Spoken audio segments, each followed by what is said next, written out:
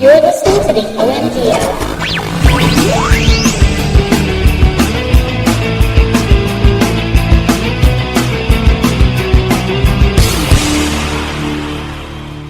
Welcome, everybody, to episode number 270 of the OMG Hour. It is October 6th, 2017, and I am Sean Evans, otherwise known as Zion-Tane. And I am Tycko, Mr. Second Place, here. Always? No, not always, but most of the times. Oh, okay. Today. Today you're here? Today, that's the important part. Well, at least you're here. Someone else still isn't here, but he'll be coming back soon. Eventually. Yeah. Listen, here's what I'm going to tell y'all. This is what I want you to do. I want you to just tweet to Jeff at Sinix, SINNIX, and tell him how much you miss him on the show. And then, at episode 500, when he actually checks his tweets, right? You know, he'll be like, oh my god, like 400 episodes ago, you guys tweeted at me, and it'll be nice for him. It'll be a nice surprise. Yes. Of course, if you did math correctly, that would be 200 episodes ago, approximately, not... Shh. You listen. Math is not my strong point. Oh, no, obviously. Well, either listen, English or science or any of those things. I will not bombard you with math stuff then. We shall talk about games. But first of all, I want to know how your OMG Hour Gamerscore update is coming along. How are you doing in the Gamerscore challenge? So, couple of things to point out here for that challenge. Number one, I was really busy this week. So... Don't even get me started on busy weeks. Okay, no, really busy. Like, hugely bombarded busy. So... I actually have outsourced the Gamerscore challenge to my brother-in-law, who asked if he could do the Gamerscore challenge for me. What? Are you so? Wait a second. When I offered to do some, you said, "I'm not giving you that. Why would I give you that password?" No, I know you were kidding, but that was a joke because it is technically a property that you own that I was refusing to give you the thing to. So, anyways, my brother-in-law, because I was thinking, he was like, "Do I take credit for all this?" I'm like, "No, I wouldn't feel right about it." So my brother-in-law, who is an avid gamer, is doing the Gamerscore challenge. I'm checking right now to give you an up-to-the-minute update. So he started this on October 1st. It is now October 6th. So let us just check here really quickly as to what the total is. So what is your guess, Sean, as to what the total is right now? Oh, 5 days now. Okay, so I think the other day, you told me you were at 15,000? Yes. Is that right? So I'm going to say we're up to 20,000? 27,530. What? In 5 days? In 5 days. Wow. Now, is he playing all the super easy games from way back in the day? Absolutely. Well, so he has only played Xbox One games. Wow. Titles on the Xbox One. So he has not done Avatar. He has not done any of the old 360 ones that are super easy, King Kong, any of those. Yeah, TMNT, NBA, all those things. So this is solely based off of titles that are available on the Xbox One that are out for only the Xbox One. Wow. And 27,000. 27,000 in 5 days. It is. I'm hugely impressed, for one thing. Yes. I've learned never to go against him in a Gamerscore challenge because he would have crushed both Syd and I. Syd and I had, in 2 weeks, we're stretching to hit 20,000. Right, I think you were 40-something thousand between the two of you. Between the two of us. He's almost at that. Wow. Just. Okay, so last week you were predicting that whoever the winner is going to have over 100,000. I think around 100,000 is my guess. But at this rate, he could hit that. He could. I mean, he's within that thing. But you do run out of games eventually to play. Right, sure. So. But, wow, okay. 27,000 plus is where we're at now for the Gamerscore update. Yeah. So, let's win the show on Xbox One X. Exactly. So he's trying hard. I mean, he's putting the hours in. Nice. He's doing a great job at this. And there are a number of actually easy games that are still out there for him to do. He's done none of the Telltale stuffs yet. None of the hidden object games yet. Because Telltale is Telltale games are easy Gamerscore, but they just take a bit of time. You have to go through the story. Yeah, they take about 5 to 10 hours each, depending on the game you're playing. So he's not doing those ones because they take so many hours to play. He's doing the games that you can knock out in an hour or two. Right. Wow. So I'm impressed. I think my initial estimate was that we were going to hit 25,000 with that thing. Yes. Yeah. I think he's going to hit 50. That's incredible. Within less than a month, I think he's going to hit 50, and I think it's probably still not going to be anywhere close to enough. But hey, who knows? You never know. Maybe it is. Awesome. Well, you did mention earlier it has been an extremely busy week. For the same for me.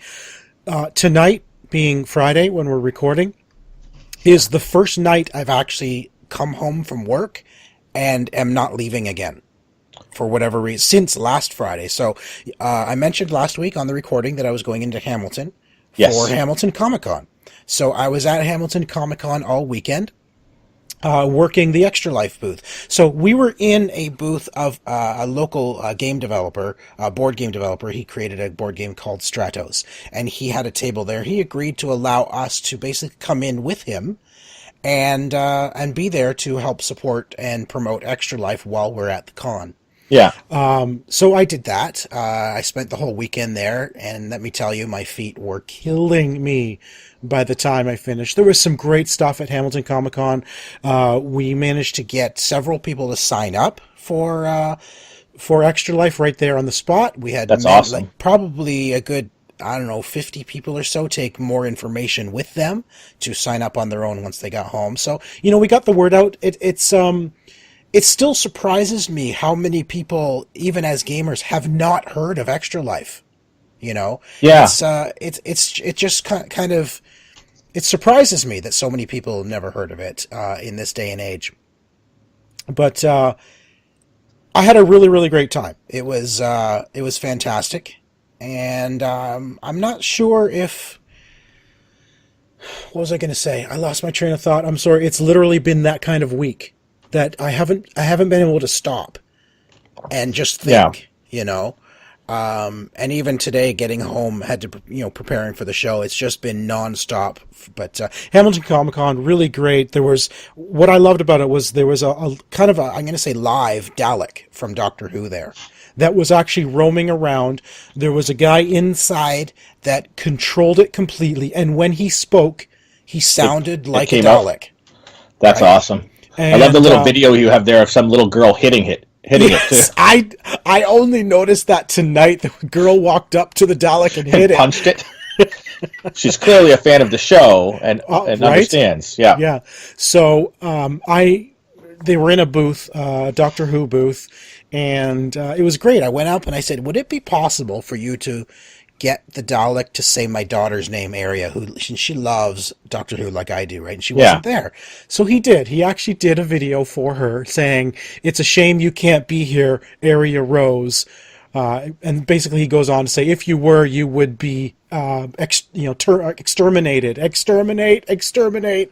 Did the whole Doctor Who thing. And that is awesome. She was thrilled that it said her name. So it was really, really cool, lots of fun stuff there. This is at the Warplane Museum now. This is at the Warplane Museum, yeah. So that's a much better venue. I remember the first one I went to was at the Sheridan.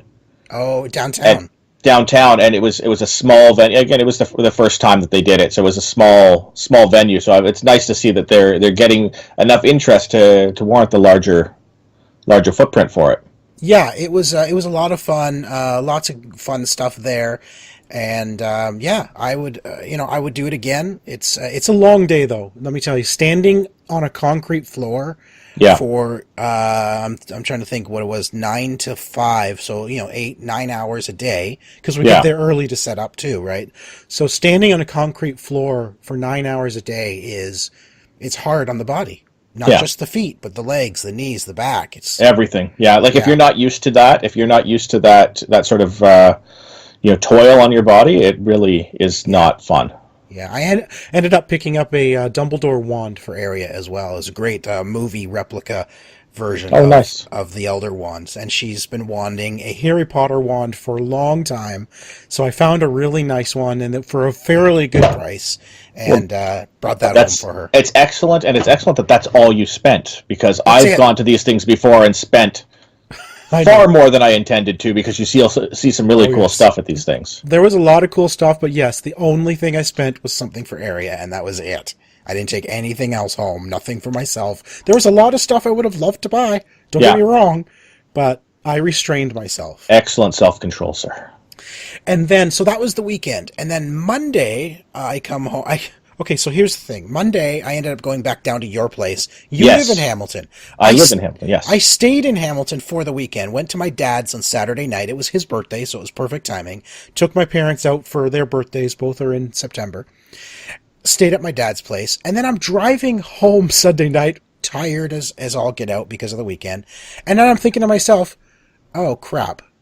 I have to do this again tomorrow. Yeah, you have to turn around.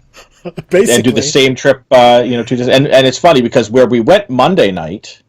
Yes, so so where we went Monday night, I actually was in the same area on Sunday for a wedding, so I had to do that trip twice too. Because I remember remarking, it's like I did this exact trip yesterday when we were driving down. Yeah, so we both repeated our trips from Sunday to Monday. Yep. And of course, Monday night we were invited to the Shadow of War launch party, which was a lot of fun. Warner Brothers was kind enough to have us out. Yeah, so it was a private event at the Longboat Hall in Toronto, and they had it all decked out in like very sort of a medieval look. It's like a Viking long house, whatever they call it, the big Viking houses. Yeah, of course, yeah. So it had that medieval look to it, and it was so much fun. There was now was it Axel was the gentleman's name who came out and spoke about the game.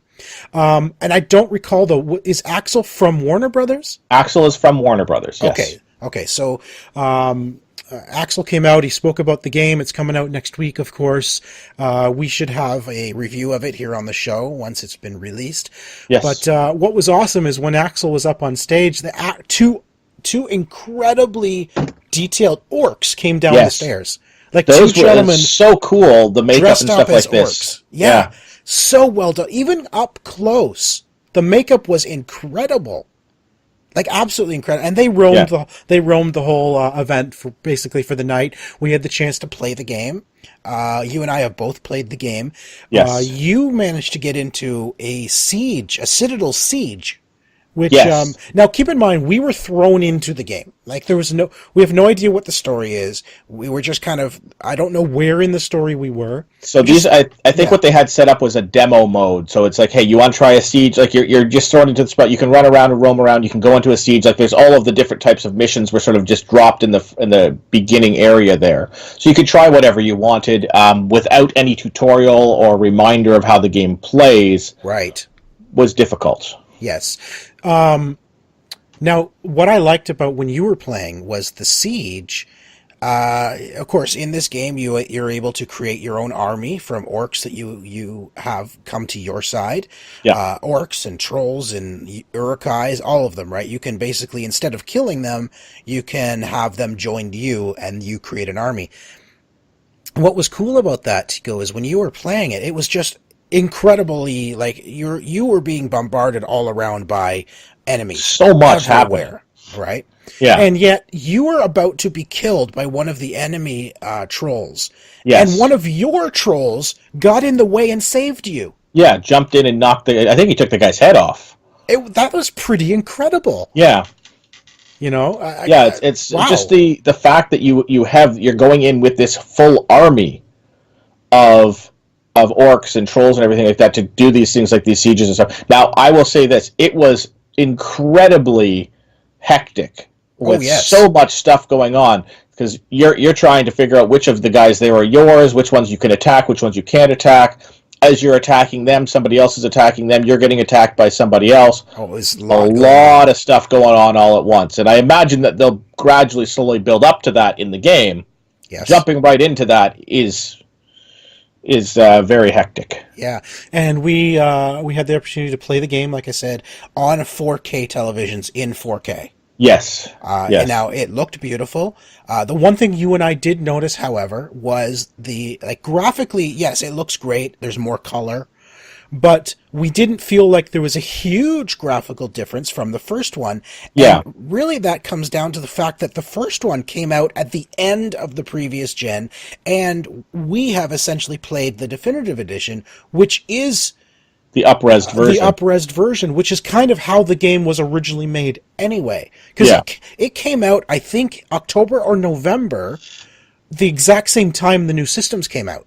Yes. Yeah, I think it was almost a launch title. Yes. I think I actually played it for 360 and then got it again for the Xbox. Right, because the Definitive Edition came out shortly after. Yeah. Right, so so I can understand how they're actually going to look very similar, the two games. You know, and I don't expect this to be 1,000 times better than the original at all. Right. And sometimes that's good because it feels more like part of that same universe too. When you really massively change the graphical look of a game, it takes it out of that universe sometimes. Yeah, exactly. So that was fun. That was Monday night. An amazing time there. This is our second Warner Brothers event, and they're fantastic. They're so much fun. They're nice. They're low key, which I really like. Yes. You don't feel like it's not like a big you can have a conversation while playing the game, and without it being too loud. You don't have to step outside to discuss what you saw. Exactly. You're able to sort of play and think at the same time. And they have fun stuff going on. Like those orcs were so much fun, taking pictures with everybody. And I think there's a picture of me sitting in on a throne chair. Yes, right, which was awesome. on each side. Yeah, that was really cool. These guys were actually roaming around Toronto too. Yes, that's right. Throughout the week as well, because I saw some photos from I think it was the EB flagship store that they went down to. That's cool. To drum up some business as well. So the makeup's fantastic, and the guys were hilarious too. They really stayed in character and played their parts well. They really did. They really did. One of the guys came up to me, one of the orcs, when you were playing. Yeah. And he jokingly said, "You just killed my friend." Yeah. I think the best part was the guy tried to give you the fist bump with the armored gauntlets on. Yes, he did. It was fun. It's really, really good. So, shout out to Warner Brothers for inviting us there. It was a lot of fun. We appreciate that. Tuesday night, our Gaming Archaeologist opened up an exhibit at the local. It's an exhibit place here in Kitchener called The Museum. Okay. And it started this past Tuesday night on October 4th, and it's called Interplay. And it's going to be there for about 6 or 7 months. It's going to be there until May of 2018. And this is like the history of video games. And it's everything from his museum and his personal collection. Not everything, obviously, but everything that's in the exhibit is from his collection. Yeah. Okay. So it's almost like he's taken his museum and he's brought it up to Kitchener for these 6 or 7 months. And I have just a little 1-minute video to show you here. And he kind of talks a little bit about what Interplay is. So let's have a quick look at that.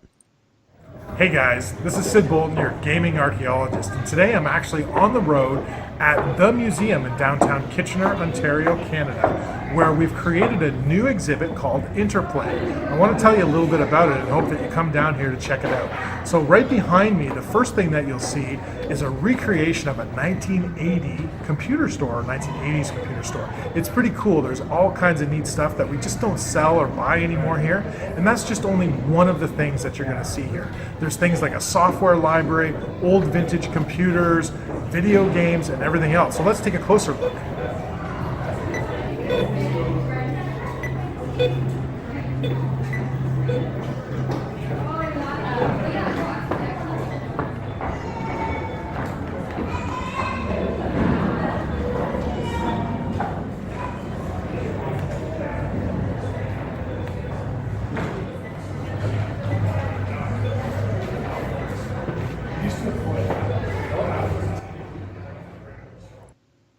So that is Interplay at the museum in downtown Kitchener. Really fun little exhibit. I mean, there's a lot of stuff going on there. Yeah, it looks like a computer shop I used to buy my old games in ages ago. Oh, it absolutely, yeah. The little story that he has set up, it looks like a 1980s computer store. It's great, with a lot of stuff in there that you've kind of forgotten. These are the things we had to buy back then. Yeah. He also has a great little display of which is awesome. One of my favorite displays from his museum. It's a box full of 1,000 floppy disks, 3.25-inch floppy disks. Yeah. Which equals 1 gigabyte USB stick. Right? So there's this big massive box of 1,000 cassette or diskettes in it. Yeah. And he says that is the equivalent of a USB stick today. But around that, he's got different floppy disks, including a prototype 3.5-inch I think it's 3.5 inch. I might be getting my numbers wrong. That actually never won the war. Okay, this was when the 3.25 inch floppies came out, and that was from Sony. And this other company was competing for this 3.5 inch floppy, which just looked like a mini 5-inch floppy.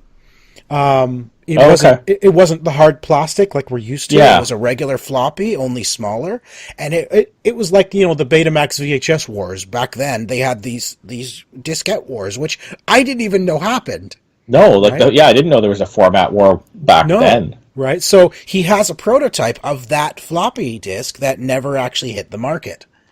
So that was kind of cool. Lots of fun stuff. He's got a display of Canadian-developed hardware and software, stuff that was developed right here in Canada. Cool. Some you've seen, some we haven't. The first portable computer was actually developed here in Canada by a different company than Compaq. Compaq will tell you they were the ones who developed it, but actually there was another company that came out first, but they didn't sell as many. The Compaq one became more popular, and of course, you know, to the victor is history.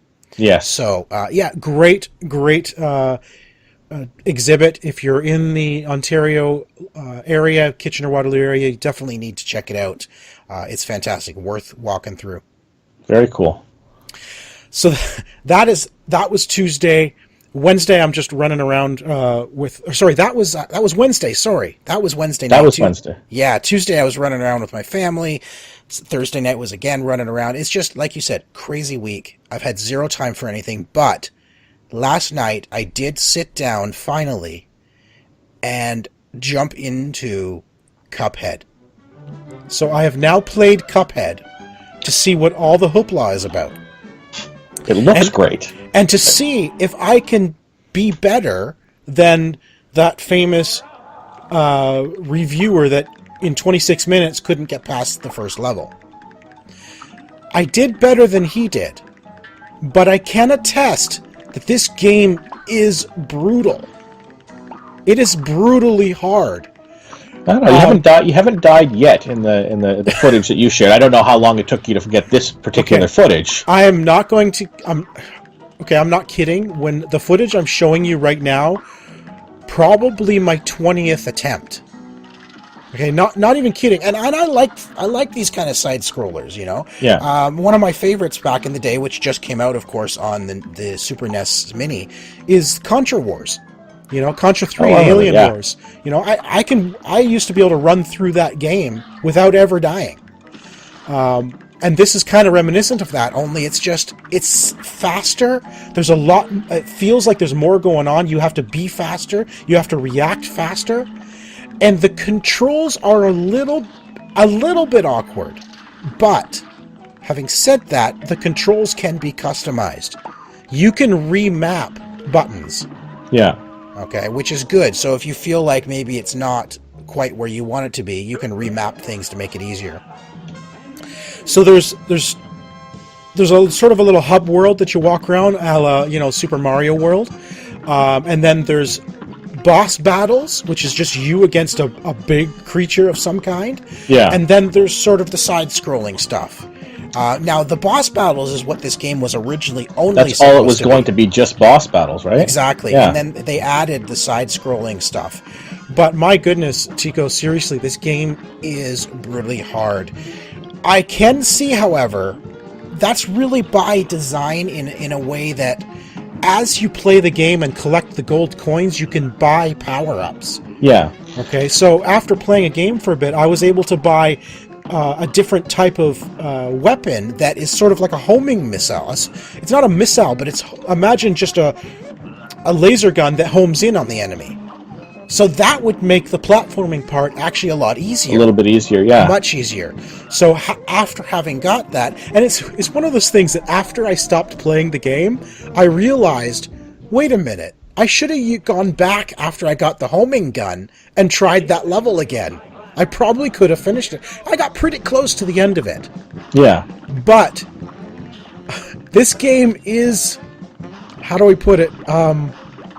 I don't want to say the word demeaning. I mean, this thing bombards you with so much going on. Yeah. But I'm not quite sure what I'm trying to say. you feel belittled a little bit because it's so hard, you know, but you want to keep playing it and you want to finish it. So that I've actually heard that from somebody else. I have a friend of mine who's played, and I asked him what his thoughts were. So he said it's hard, but it's not. It's hard that you want to just keep trying. It doesn't make you want to give up. No, dying on a regular basis. And I gotta say, I absolutely love the art style on this. Oh, the art style is fantastic. It is. I mean, it's based on old school Disney, like the original Mickey Mouse Steamboat Willie is what it's based on.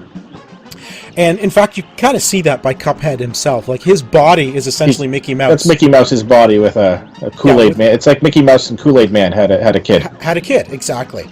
But yes, even the in between levels, you get this sort of scratchy old record player sound, like the static.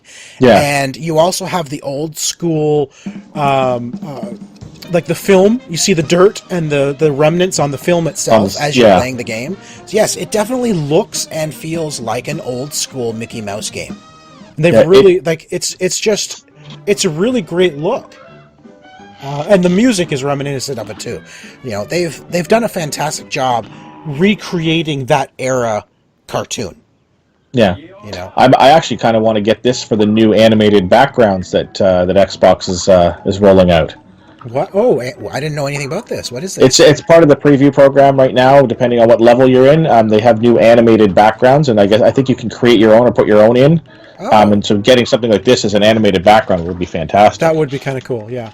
But yeah, I can definitely attest that this is not your run-of-the-mill side-scrolling. This is, it is a punishing side-scroller. It's like side-scrolling was back when we actually grew up playing side-scrollers. Like this is like I remember this is like I tried to play Mega Man again recently, and I realized like I'm terrible at it, but I used to be fantastic at it. I wouldn't look back at things like Contra, the Alien Wars, and say it was this hard. No, but that's maybe I'm just remembering we were better at games back then. We're worse than we used to be, I think. Well, probably because this isn't the kind of game we play anymore, really. Right. This skill set has kind of gone away. Yeah, it's not like riding a bike. It's entirely different. Riding a bike, you sort of learn, you pick it up. I think that this here is because of games don't do this anymore. Yeah, they're not played like this anymore. We've sort of lost the ability to do this that we used to have. Yeah, you might be right in that. Yeah, you absolutely might be right. So yeah, that's Cuphead. I do recommend Cuphead. Yes, it's brutal, but it's like I said, it's that kind of brutal that you just want to keep trying until you get it right. Yeah, because it is just memorization too. It's not random. So if you can remember the pattern, you can do it. Right? And that's the way old school games were. It was always based on a pattern. Yeah. So it's learning the pattern, it's figuring out the moves, and then go through it. And like I said, get the upgrades. The upgrades are going to make things easier. Yeah. So looks really fun. That was literally the one and only game I was able to play this week. Come on, Sean. My adventures. Listen, we have a show to do every week. You got to play at least 3 games. Well, I left that up to you. Oh, I played 3 games, so... Perfect. I did my job. All right, so I played some stuff too. Again, I didn't have a ton of time, but I did manage to get a little bit of gaming in while I wasn't sleeping. So I played a new game came out, The Hunted Call of the Wild. And this is it's a hunting game. And it is exactly that. It is a hunting simulator. This looks great. It's a beautiful game. It's like there's no music or anything like that. It's all like you're walking around and you have to more realistic. Extremely realistic. But what if I had headphones in while I was hunting?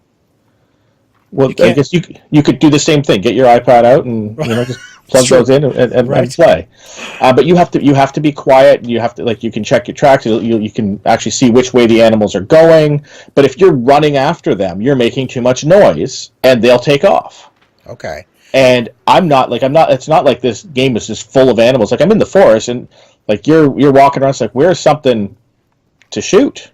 It's not easy. It is a true simulator. Like you really even when you see something from far away, it's like okay, I got to get a little bit closer, line up your shot, take your shot, and you may not kill them in the first shot too. You may have to go. It's like, okay, there's a blood trail. I got to follow the spotter and try to catch up to him to take a second shot.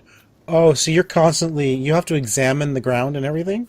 Yeah, like you can see as if people can see the video. There's little areas that are that will give you like where you can see the tracks, and so you can examine the tracks. It'll tell you which way the animal went. Okay.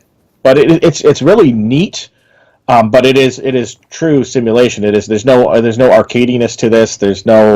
Apparently there's a story. I haven't gotten far enough I haven't killed enough things, I guess, to get to the story. So so I was going to ask you that. So do you have an objective or something? So on the video we're watching, it looks like you have an objective marker. Yeah, so you have a cell phone and it'll pop up and it'll give you some stuff. So I'm still in the tutorial part of the game where it's saying go find an outpost and restock. So I've set my waypoint for the outpost in the region to go there.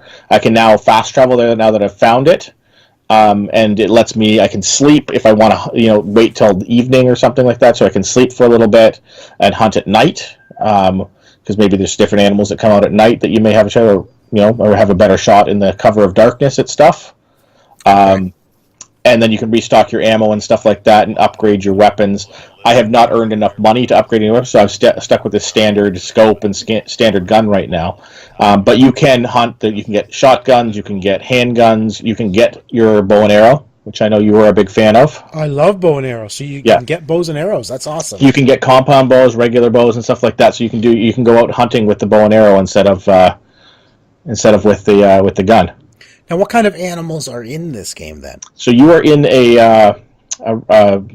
was it reserve? I don't know, a hunting reserve area. So far I have seen wolves, deer, and bears. But I believe there are quite a bit of others as well. Will they attack you if they see you first? They will. Not necessarily if they see you first, depending on whether or not they act like real.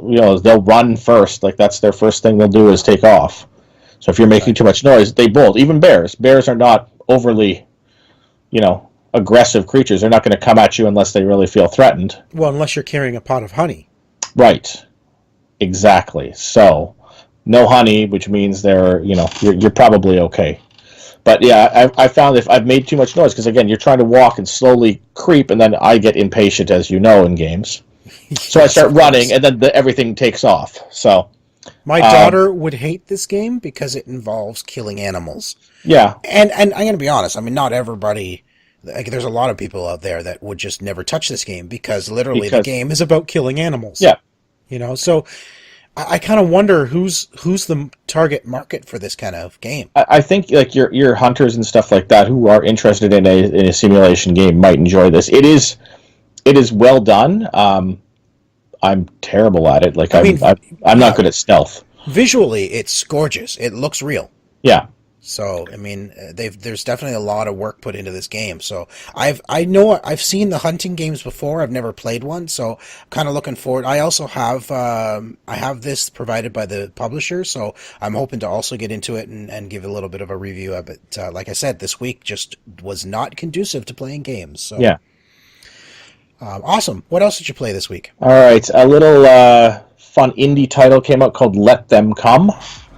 It is an alien-based... Looks like it's about 9.5 bits. No, I think we're up to 11 with this. Oh, good. So You play, I'm going to say a space marine. Why not? I'm going to give him a title and a job. He's a space marine. In a hallway, basically you're hunkered down in a hallway. Oh. As aliens attack you, and you have a Gatling gun set up in a little area, and you basically just have to try to shoot down the hallway and kill wave after wave of aliens that are coming down. You have a knife, so you can occasionally hack at something if it jumps over your barricade. That's kind of cool, actually. So it's a fun look. It was super cheap. I think it was like $6. Fun game. Again, 8-bit style. Graphics, and as you complete the game, you earn credits. So every time you die, you'll have earned credits, and then you can upgrade. You can go to the store and upgrade your weapons, buy passive upgrades, better ammo, grenades, stuff like that, in order to try to last a little bit longer. Okay, so it's literally you're in one spot. It's a side. It's viewed from the side, so you're on the left-hand side, and the enemies are coming from the right. Yep. And you with a Gatling gun trying to kill as many aliens as possible. Exactly, and you can upgrade your weaponry, your ammo. Set, I don't know what other secondary weapons you can get, some grenades and stuff like that. And the idea is just to take them out. The cool thing here, I really love the lighting effects, because you're looking down the hallway and you can see yourself because you're lit, but down the hallway, not the whole screen is lit, so you can sort of almost see them coming out of the shadows at you, even in this style. And it's really, really neat, because the gun barrel flashes. You can actually see some more of the aliens as your gun barrel is flashing. Right, yeah, no, the lighting effects are pretty cool. Yeah, and it's a really neat thing. Again, you die often, let's just say. Okay. But it is fun. That's called Let Them Come, and that's available on Xbox. Xbox. And do you know if it's out on any other platforms? Maybe. I mean, it seems like it would have come out on other platforms. It's a game. I don't know why they wouldn't, but yeah, I imagine it's probably out on PlayStation as well. All right, one more, last one. All right, this was a free game, so the value in this one is fantastic. Excellent. Pinball FX3. Oh, okay. So, new pinball effects, there's some new tables and stuff like that. Now, I didn't buy any new tables, I just downloaded the new game to see what it's like, and one of the first things it let you do is import tables. So if you owned any tables on Pinball FX2 or 1, it lets you import your tables and gives them a little bit of a resolution boost. Gives them an upgrade. And again, for free. I guess not for free. If you already own them, you don't have to pay for them again. Right, of course. So I actually own this is the Bethesda series of tables, so I am playing Skyrim table, which is really cool. It's got a little bit of a story Skyrim mode on it. I am disappointed that you had to think about the name Skyrim. I forgot for a second. No, I was in the head. I hit my head. I had Bethesda stuck in my head, and I'm like, not acceptable. Sorry. But there's also a Doom and a Fallout table in this pack, and it's just fun. It's fun pinball if you want some time to, just sit and play pinball for a little while. It's a neat little game. Cool, awesome. Pinball FX3. So Pinball FX3 itself is free to download? The game itself, Pinball FX3, is basically a hub, which is free. Okay. Now they give you the Sorcerer's Lair table for free. I think that's how all the other ones kind of worked as well, did they not? That's exactly how all the other ones work. They give you the one table, then you can buy or purchase seasons passes or table passes for certain ones. Like there's a Marvel pass, and you can get all the Marvel movie games. The Star Wars one. There's a whole bunch of different tables that you can get. Right. For it, but they'll give you the one table for free, so you can play it for free on the Sorcerer's Lair. But if you want to try out some of the really cool theme tables, it's going to cost you a little bit extra. I think it's about $2 or $3 per table. Gotcha. Okay. Cool. Yeah. All right, then. On that note, I think we need to move on to the stuff we'd like to talk about. Okay. OMG.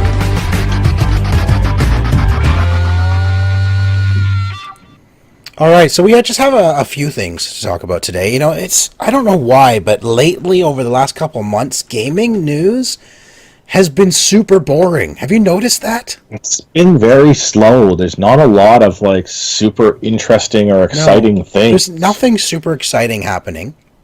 Really quick, this week I picked up a new tabletop game called Betrayal at Baldur's Gate, which is a D&D skin essentially for a game called Betrayal at House on the Hill, which is fantastic. Love that game. Yeah, it's a fun game. If you haven't played it, look it up. It's sort of a co-op. It starts out as a co-op game, and then one person becomes the betrayer when certain things happen, and it's then a group of people against one other player, and it's kind of cool. The group has a win scenario, the betrayer has a win scenario, and it's kind of a race to see who's actually going to win, and it's a really fun. So I've been wanting that game for a while, and then I found out this week that they've basically, D&D has gone to, or Wizards of the Coast with Avalon Hill, they kind of got together and created Betrayal at Baldur's Gate. So it's a D&D version of Betrayal at House on the Hill. So right up my alley. It's awesome. But on that note, we got some information this week that I found interesting. That kind of when I first saw this, I thought, "Uh-oh, am I going to want a new version of PlayStation VR?"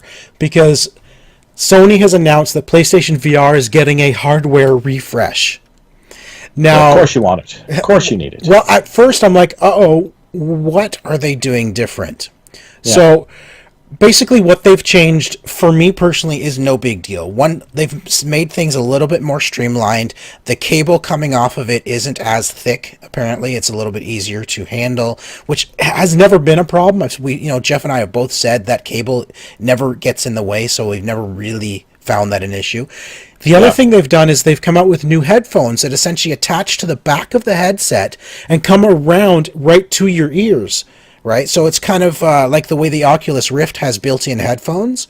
They've essentially created headphones that now attach to the headset and are there. You just position them by your ears, so it's built in now. That's a great refresh. That's a really great idea, because right now the way it works is you take your headphones and you plug it in somewhere essentially down the cable. There's a little plug. You plug them in and then you just wear them like regular headphones or like earbuds. But now they've essentially made it part of the headset. Yeah, which they should have done in the first place. I mean, that makes a lot of sense to have it all sort of encompassed. Yeah. The other thing too, which I didn't even know didn't exist, is the processor unit, which is essentially an HDMI pass-through box, so that the video will go through to your television whether you're playing VR or not. It did not support HDR. So if you had a 4K HDR television, in order to experience HDR games, you had to unplug your PSVR processor unit, which I had no idea was a thing. So they've now built in HDR pass-through into the new pass-through box. Yeah. So that's great. Why wasn't it there to begin with? That doesn't make sense to me. Because PlayStation Pro was launched before the PSVR. So HDR was already a thing for PlayStation games before VR came out. So why was that missing from the processor unit? I don't get that. That really is the biggest change. Like, it's not, they haven't changed it in a way where it's a completely different thing, Yeah. Somebody buying this new refreshed hardware versus someone like myself who already has it, you're going to experience the exact same thing. It's not going to make your games better. It's not higher resolution screens in the headset. It's just a revision. It's a hardware revision with a little bit of improved functionality. So you're not going to buy a new one? I am not buying a new one. No. Unless I find next year, whenever I don't even know when this is going to be, if I ever get a 4K HDR TV and it becomes a problem, then maybe I'll look at getting that new unit. But yeah, and apparently the new unit will not work with the old hardware, so you have to buy the whole thing as one. So you can't just buy the processor unit. That's how they get you. Right? That's how they get you. Exactly. So yeah, that's well, I mean, it's been a year, right, since PSVR came out, so I guess it's natural they're going to come out with hardware revision. They're still selling. It's not like they've stopped selling the product, but they've upgraded the hardware a bit. I'll buy a new one when they literally upgrade the hardware, higher resolution screen, that sort of thing. You know. All right.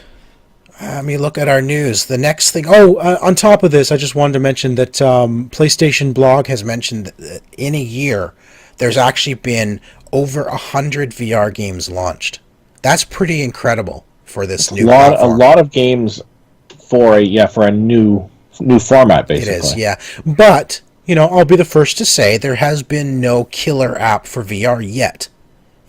And we talked about this a couple weeks ago. We're still in the early stages of the hardware. The industry itself is still trying to figure out what is that killer app for VR. What is the kind of game that is essentially perfect for VR? And then other games will come out and they'll iterate on that and they'll get better and better. Yeah, like there's nothing right now for me. I don't I don't see something making me go, man, I got to go out and buy that. There is no must-have. There Yeah. are great games, don't get me wrong. If you're going to buy VR, I'll tell you which games you must play. Yeah. But none of those games are games that you must buy VR just so you can experience it. Right. Nothing is justifying the cost of upgrading to VR for Not me. unless you are really determined and really, really enjoy the experience of VR. You know, no, I would not say there is a game that is saying, listen, you have to play this game and it's a VR game. There is nothing like that yet. You know, Yeah. there's not that OMG, I got to get this game. So, on the heel of VR, of course, Microsoft had a conference this week and they're talking about mixed reality headsets. Samsung has come out and said they're going to have a mixed reality headset come out at like $500. And Samsung's is going to be using Microsoft's new VR or AR controllers, which look very much like the Steam controller, like the Steam VR controller, or not. Sorry, Vive. The HTC Vive controller looks very much like that. It has the ring at the front, but there's so many different developers coming out. Asus is coming out with some. Acer, I think, is coming out with some. Microsoft, HP, Samsung. Everyone's saying we're going to get into mixed reality. Mixed reality being AR and VR. Okay. Yeah. Because with Microsoft's Windows 10 Creators Update coming out soon, that's what this is all about. It's all about AR and VR. So the entire market is now going to be flooded Tons and tons and tons of AR and VR headsets. I hope this drives the market prices down, because Samsung's device is still going to come out at $500 US. That's still way up there in price. I want like 200. That's my buy-in point, is about 200. You know, I would agree that would be a reasonable price for a technology like this to get more people willing to try it out. Yeah. $500 is not the price. No, that's not what the heck. Right. Exactly. You know, $200. That's more reasonable. I'd drop $200 just to see what it was like. I mean, I'm not the smartest with my money, but you know, I would spend $200 if I went into a store and they said, "Hey, we got this thing for $200." I'd be like, "Okay, well, I'll give it a shot." Yes. I wonder, with Microsoft releasing the Creators Update and of course supporting all of this, you know, how long before it comes to Xbox? It can't be that far off. It cannot be that far off to have something tied in, particularly because if it works on their Windows 10 devices, it basically will work on the Xbox. And that's my thinking. If they have to have a plan. They've got to be like, okay, it's going to come to Xbox at this point. Like they're working on getting it to Windows first. They'll iron out some of the bugs, some of the issues. They'll get it working flawlessly in Windows. Well, it's Microsoft. It's never flawless. They'll get it working in Windows. You know, they'll try to get the market flooded with these devices. Yeah. And then they'll say, oh, by the way, here's one for Xbox. Or all of these devices are now compatible with Xbox. Yeah. Like, that's got to be something they're planning. Yeah. No, I'm sure that they are working on that with mixed reality. It's got to be coming soon. I imagine maybe even within the year, the next E3 we'll see some sort of announcement around that. I agree. It's got to be. Like they can't sit on their heels on console VR for too much longer. Yeah. Right. And Sony has also come out and said they don't want to be the leader in VR. They don't like where they are right now because they don't want to be the one who's being the only one to innovate and to drive VR forward. They want the competition. Not only that, but every time whoever's the innovator, somebody else just comes along and copies them, knocks $50 off the price. Well, it's not that. It's more like the more people who work on it, the faster they're gonna find that killer app. The faster it's gonna hit the market and flood the market, and it's better for us as gamers. Yes, exactly. And the more people will get involved, it'll drive the prices down to get more people into it. You know, if you've only got one company being the leader, it's not going to grow as quickly as it should. So, Yeah. And on the topic of things coming soon to Xbox, and it's about freaking time. I have no idea why this has taken so long. This seems like the easiest thing for them to have done, right? Like, So Xbox One game gifting is coming soon. You are finally going to actually be able to gift a digital copy of a game to your friend via email or gamertag. Yes. So for everybody, Mr. Second Place is my gamertag. Feel free. With spaces in between. With spaces in between. Send me some games. Yep. I will happily accept them and play them horribly. And we will film. You will gather the footage and play it on the show.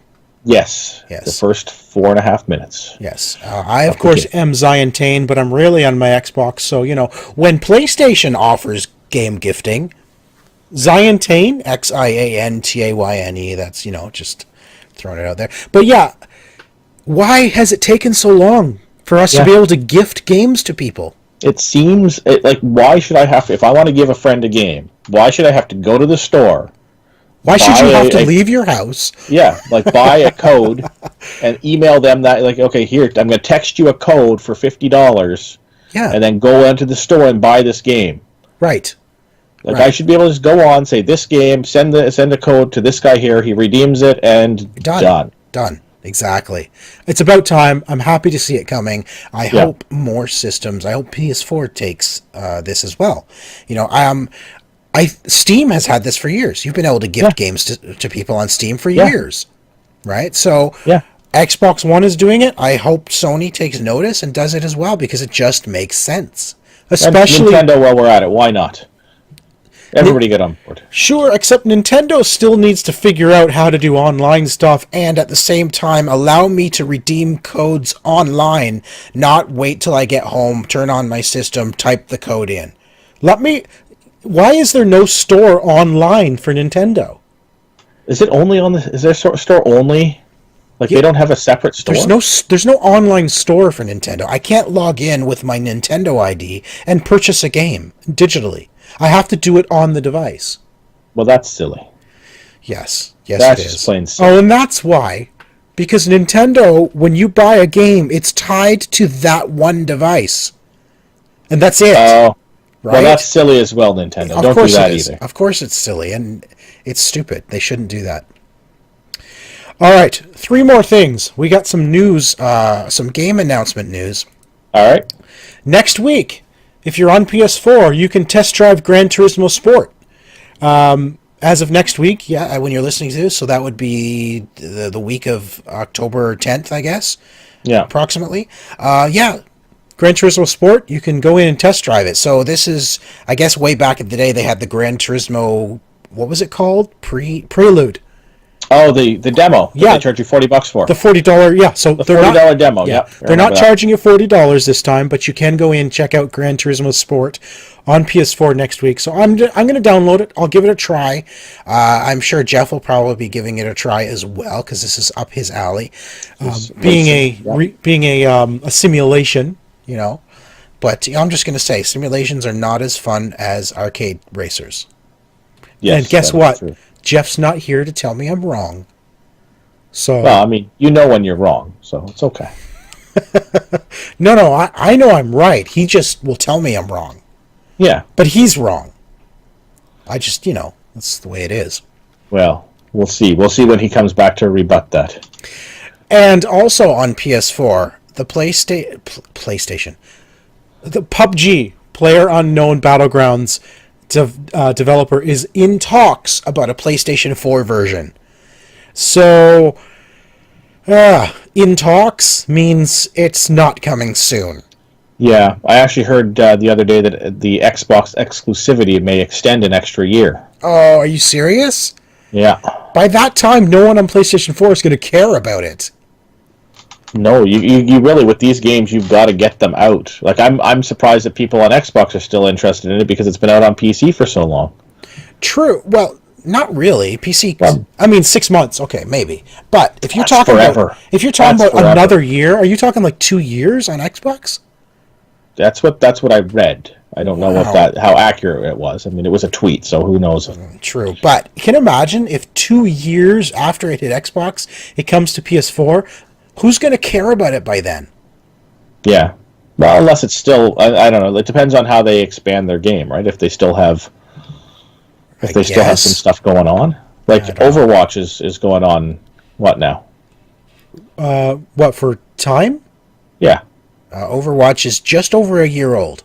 And people are still playing that, right? They are. In fact, next week, October 10th, the annual Halloween bash is going to begin in Overwatch. I'm excited for this because at this time last year, Jeff was playing it, and he had video of the Halloween bash. It's a basically 4 or 5.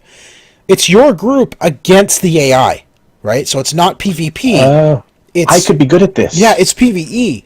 And I could play. Yeah, it's like these little mini stories where it's your group against the AI, and it's coming back October 10th. I'm excited because, like I said, last year I wasn't playing Overwatch. Now I'm playing Overwatch, and I get to experience the Halloween themed stuff. Of course, every holiday they come out with new skins that you can win in your loot boxes. So I'm kind of looking forward to seeing what that is.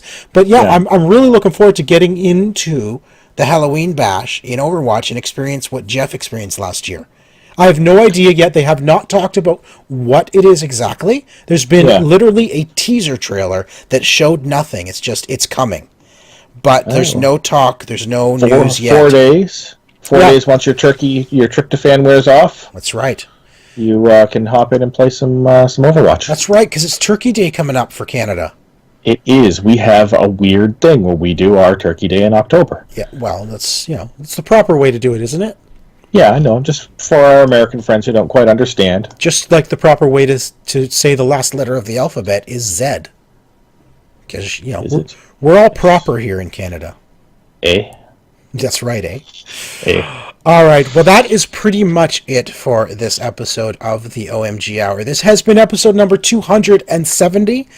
Of course, I am Ziantane, that is Xiantayne, and you can follow me on any platform under that name. Don't forget that Extra Life has come out, extra-life.org. I mentioned at the beginning of the show, if you go to bit.ly/extra-Sean, that is my campaign page. Please consider donating. I have games to give away. I'm hoping to get more games as well. So right now I have some copies of Hob, which we talked about last week. I have some Steam codes for it. So donators, come and donate, and you'll be put in a draw to win some games. And yeah, that's going on. bit.ly/extra-Sean. Of course, all your funds go directly to a wonderful cause. It helps the kids at Children's Miracle Network. If you like the show, give us a like, subscribe to our YouTube channel, and share us with all your friends. All right, you can follow me on Twitter at Mr. Second Place. You can follow the show on Twitter at the OMG Hour. And for show notes, you can check those out at omgnexus.com.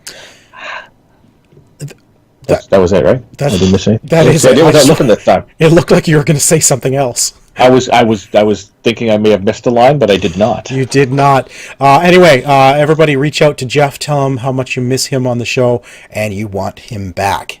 That is Sinix at SINNIX on Twitter. Tell him how much you love him. He'll appreciate it. That's it for this week. Thanks, everybody, for listening. Thanks for watching. We'll be back again next week. All right. Bye, guys.